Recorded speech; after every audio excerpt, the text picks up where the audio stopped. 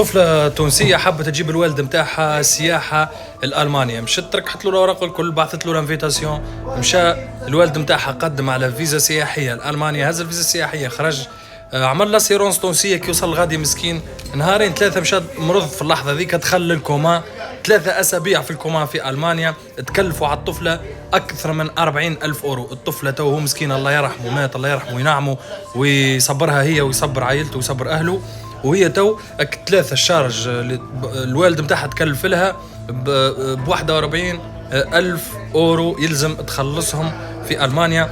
هذاك علاش كان جت عاملة أسيرونس ألمانية ما توصلش، خاطر الاسيرونس التونسيه اللي عملتها للوالد نتاعها كي جا باش يخرج معناها ما تكفيش باش تغطي له السجور اللي بقاه ثم في العنايه عندهم، يعني 3 أسابيع اللي بقاهم في المانيا هذوكم تكلفوا عليها بمبلغ كبير برشا.